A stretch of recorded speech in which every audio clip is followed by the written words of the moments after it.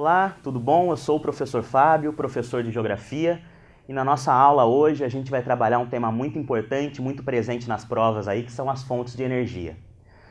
É interessante a gente perceber que quando um país realiza o seu planejamento estratégico de desenvolvimento, as fontes de energia elas são fundamentais dentro daquele conjunto estrutural para o país conseguir pensar e planejar o quanto ele vai crescer.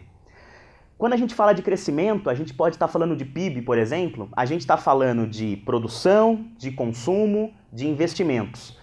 Antes da gente pensar o quanto um país pensa em produzir ou pensa em consumir e por isso pensa em crescer, a gente tem que pensar antes quais são as fontes de energia que esse país disponibiliza para isso.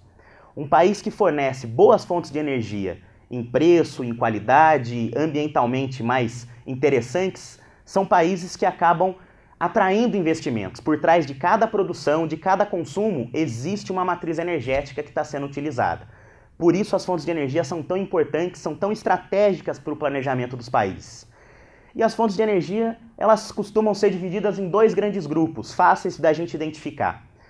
As energias chamadas de não renováveis e as conhecidas como renováveis.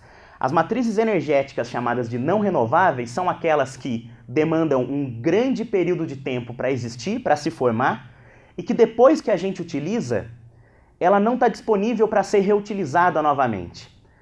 Alguns exemplos fáceis para a gente identificar o que são essas matrizes chamadas de não renováveis. Por exemplo, talvez a mais famosa e a mais utilizada é o petróleo. Também temos o carvão mineral. Duas matrizes energéticas históricas, da primeira Revolução Industrial, da segunda Revolução Industrial e até hoje muito utilizada. Além deles, a gente também tem o gás natural, a energia nuclear. Já as matrizes renováveis são matrizes que, depois que a gente utiliza, elas já estão disponíveis para serem reutilizadas ou elas se disponibilizam num curto período de tempo. Exemplos fáceis para a gente identificar isso é a energia hídrica ou a biomassa. Além disso, a gente tem a solar, a geotérmica, eólica, várias fontes de energia aí bem famosas e pesquisadas, muito pesquisadas nos últimos tempos.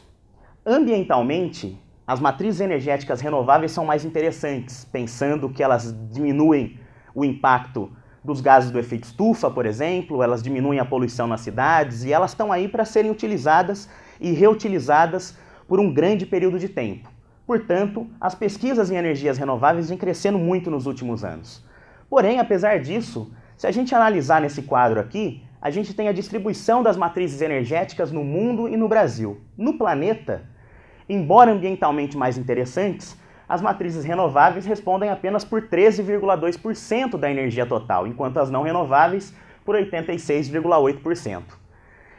É interessante a gente notar o poder que essas energias não renováveis têm, e a gente não discute aqui só a questão ambiental, a gente fala de discussões militares, discussões geopolíticas no geral, e os lobbies econômicos das grandes empresas, principalmente as empresas de petróleo.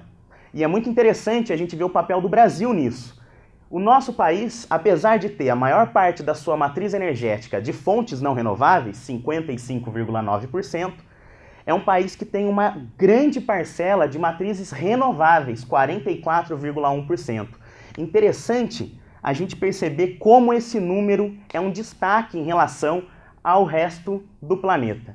E isso talvez seja uma grande lição que o Brasil tem na demanda das fontes de energia, que é esse investimento que o nosso país faz, especificamente em energias renováveis, principalmente essa energia hídrica. Beleza, pessoal? Te deu uns conceitos muito básicos e fez grandes comparações aqui, muito importantes para a gente pensar na nossa hora da prova. Beleza? Muito obrigado e até a próxima.